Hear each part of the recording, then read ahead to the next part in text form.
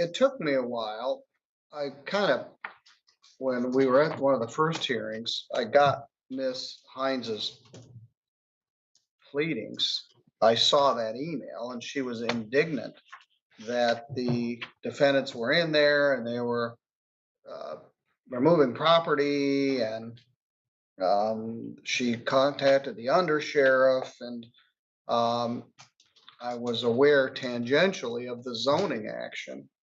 There were several actions going on in the summer of 2022. There was a personal protection order between Mr. O'Donnell and Mr. Verpalat in August and July. That was going on. Then there was the zoning case. And that was in the name of Rosemary Blair and the other owners of the property, not in the names of the tenants. And then that was settled. She owned the property. She accepted settlement. You indicated, Officer Kuhlman indicated that the property had been made habitable, and I have the zoning, I have the PPO file, I have the zoning file, and this file. So as we got into the hearing and I learned and I started to hear Mr. O'Donnell's position, I was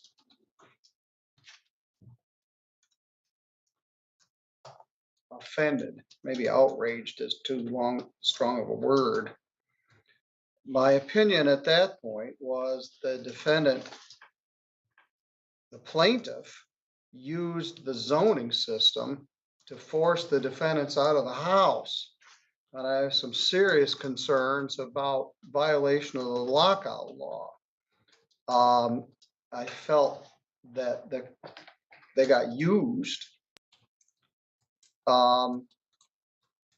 She self-reported a zoning violation. Allegedly, there had been some damage to the deck, but the photographs showed just minor damage to the deck from apparently a tree that had fallen earlier. And then they got under the house and realized that some of the stuff was supported by bottle jacks and it may have been dangerous. So they condemned the house immediately without notice to Mr. O'Donnell and Miss Bowers. And I believe the plaintiff used that as a pretext to terminate the lease with option to purchase. Miss Bowers and Mr. O'Donnell were the lawful occupants of the property on the day that zoning enforcement action took place. The police came out there like I won't say it. Anyway, they came out there. Miss Bowers was asleep. The house was neat and clean. All the beds were made. They were using it for the purpose they had intended. And they came stomping in there, got her out of bed, kicked her out of the house, told her she couldn't stay there, and they were evicted. And I felt at that time, I haven't made a ruling yet, that it violates the lockout law. Then they changed the locks and did some other stuff. And some earlier attorney sent an extremely threatening letter saying, rah, rah, rah, rah.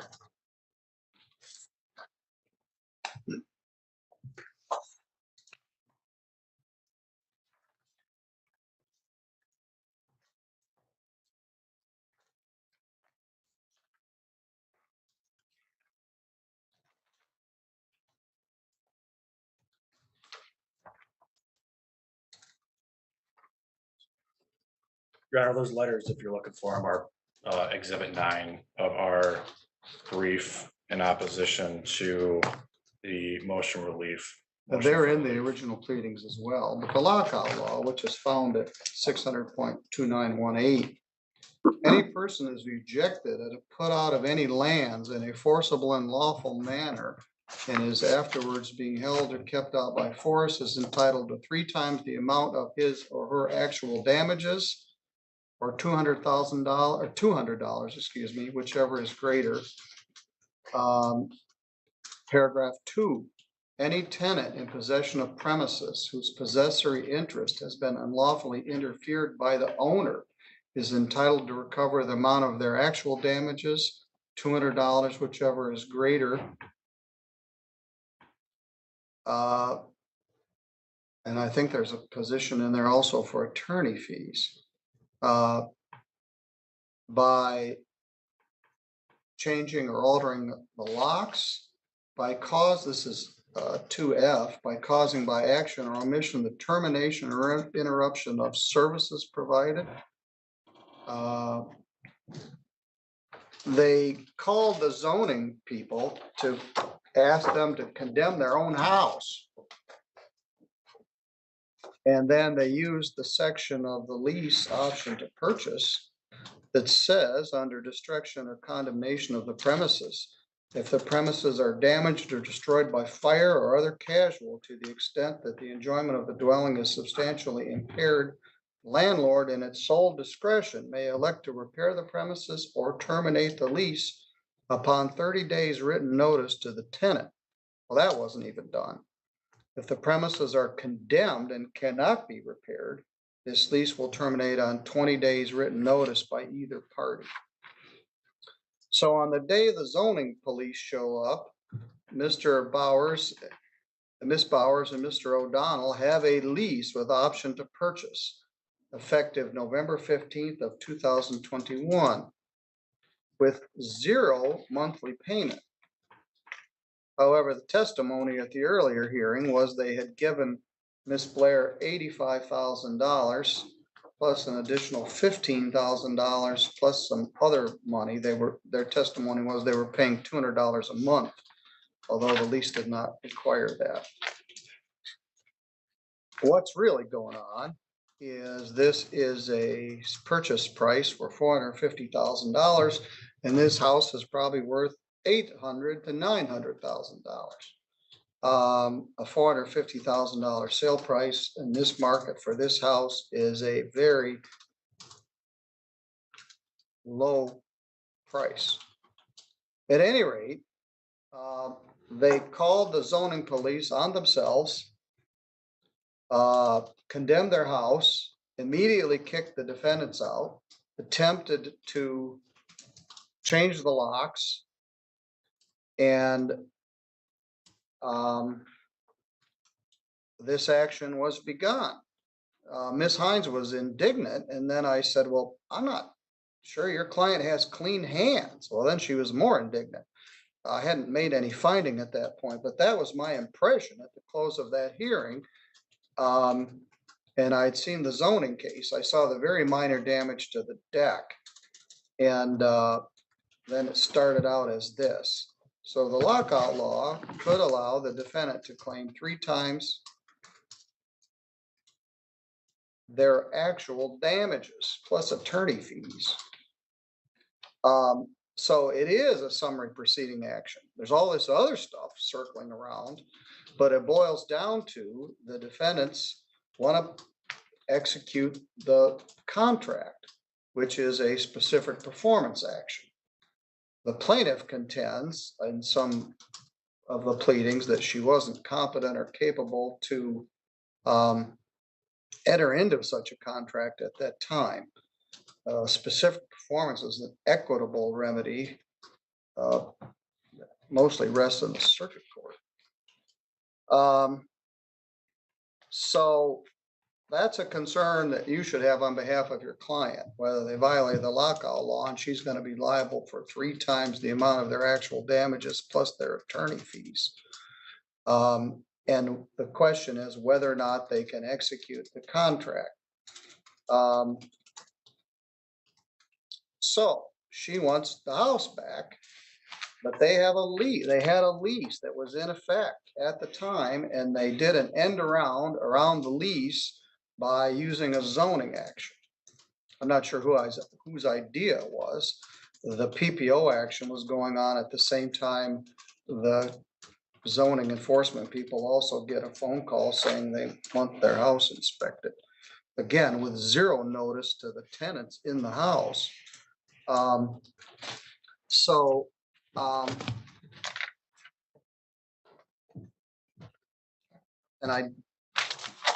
they were out. Miss Blair, I think, has been paying the utilities. I'm not sure if anyone's mowed it or anything, but oh, your clients aren't here. I was hopeful they would be here. What do they want? Yeah, they want, at the end of the day, they want to consummate the transaction, which is our counterclaim for specific performance. And they also want to be made whole for their damages. Outside of the monetary damages, we have, I think, nine claims in our counterclaim, excuse me. In addition to consummating the transaction, which I have offered to sit down and try to work out with opposing counsel, but it hasn't been fruitful. They need to be made whole for the damages. Mr. O'Donnell has 5 children. So if Miss Blair claims that she was stressed by receiving the counterclaim, imagine the stress that Mr. O'Donnell had on his life and his kids' life when they were unlawfully evicted from the property, didn't have anywhere to keep his 5 kids.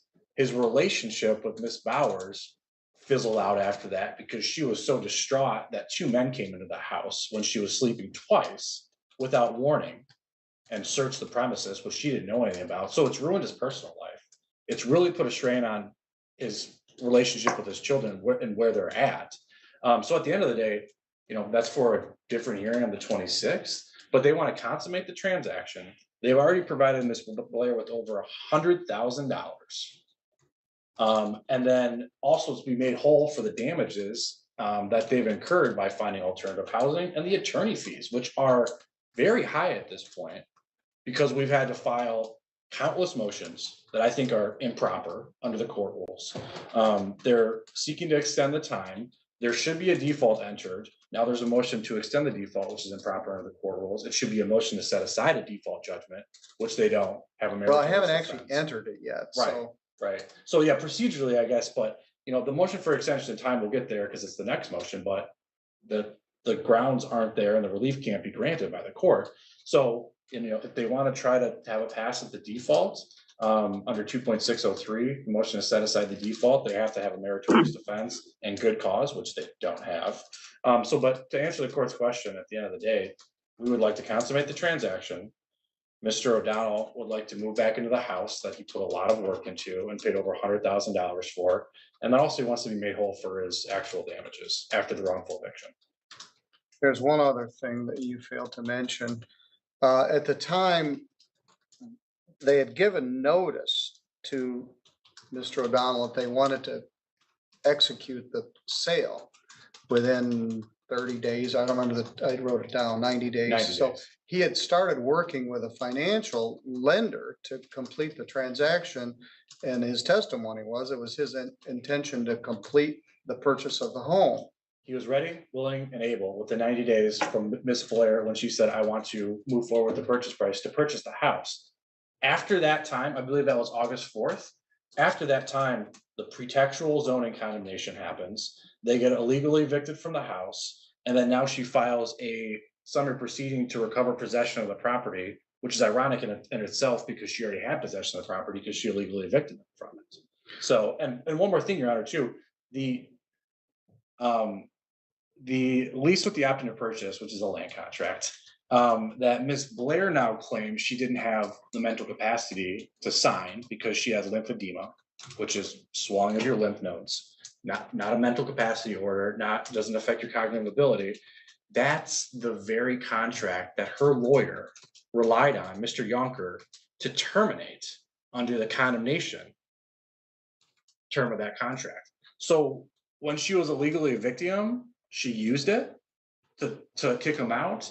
And then now that she's stuck with it because the terms aren't beneficial to her, she's saying, I didn't have the capacity to execute that contract because I had lymphedema and I was in pain.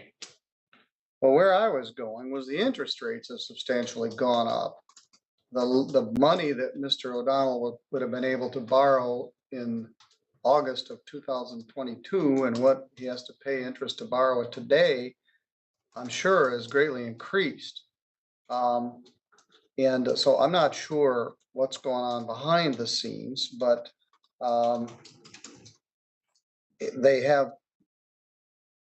they're certainly, their position is much worse than it was at the time.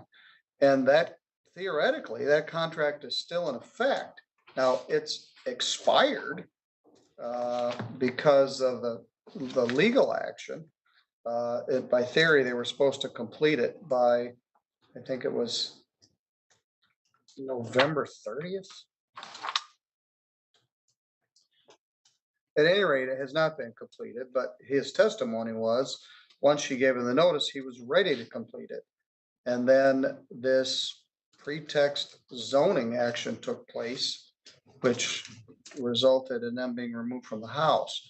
My more specific question is, what do you want me to do the next 30 days? Just leave it as it is in the status quo that neither party is in it? No, Your Honor, just in response to the motion to lift the no entry order, we obviously want you to deny that in favor of Ms. Blair. We want you to enter the default under 2.603, because under our counterclaim, we have a claim for quiet title, which is properly before the court, and the court does have jurisdiction when it's coupled with a summary proceeding, and the summary proceeding action where we are entitled to possession of the property. So it's really the opposite. We want Mr. O'Donnell and Ms. Bowers to be able to go back into the property, and then the hearing on the 26th is the evidentiary hearing about their damages. All right.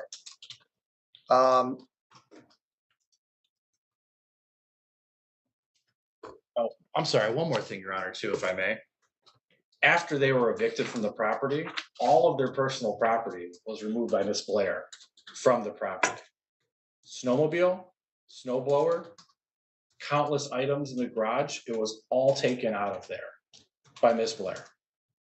And that's what our conversion and statutory conversion claim pertains to. And the problem with those items is they're all over $25,000. And where are those things? I don't know. We made a demand for the return. We don't know because we didn't take them out of there. I do know, I did talk with Michigan State Police Officer Trooper Owen, who was involved when Miss Blair was calling, how do I say this nicely, calling a lot the Michigan State Police and trying to report Mr. O'Donnell for coming back to the house when he was locked out, saying that he was breaking into the house and trespassing in the house when he had a lease that allowed him to do that. I did speak with Trooper Owen. He will be testifying at the 26th hearing, and I think the judge recommended that at the January hearing. He did tell me that the snowblower was in some salvage yard. Mr. O'Donnell doesn't know where that's at. We've demanded all the personal property back from Miss Blair. She hasn't returned any of it. All right. So your position is the win by default. And then the question is, what do we do with the lockout law and the other issues of damages?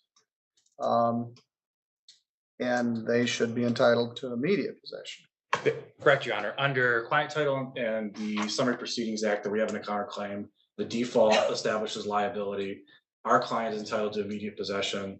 The hearing on the 26th, and I do understand the reason we had the allegation in our counterclaim that some of our claims, which is really our statutory conversion claim, may exceed the $25,000 limit for jurisdiction for this court, is because of the treble damages associated with that. That's the only reason that I pled arguably one of the claims is over $25,000. Now, the proper procedure for that is MCR 4.002 that says if a claim outside the district court's jurisdiction is coupled with other claims in the court's jurisdiction, that claim is bifurcated. So typically what I do is I file a motion for bifurcation, or opposing counsel would just stipulate to it. We could remove that claim to the circuit court. But this court does have jurisdiction over the summary proceeding and also the quiet title claim. And I don't want to, my preference would be to get this all the way to the finish line. I don't want to do part of it and then dump this all on the circuit court. Or at least get it in a procedural posture that, because it's really going to delay things then. Transcripts will need to be prepared. It's going to take a year or more to resolve it if it's removed to circuit court.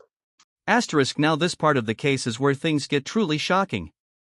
Imagine living in your own home, legally, peacefully, and then one morning, without any notice, zoning authorities arrive, inspect your house, and suddenly declare it condemned.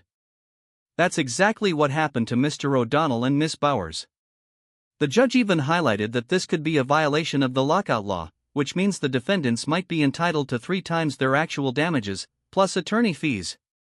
And it gets worse. Miss Blair, the property owner, apparently used this zoning pretext to terminate the lease, even though the tenants had every right to be there under a lease with an option to purchase. Think about it. The house was habitable, the beds were made, the property cared for, yet the legal machinery moves against them, disrupting lives and families.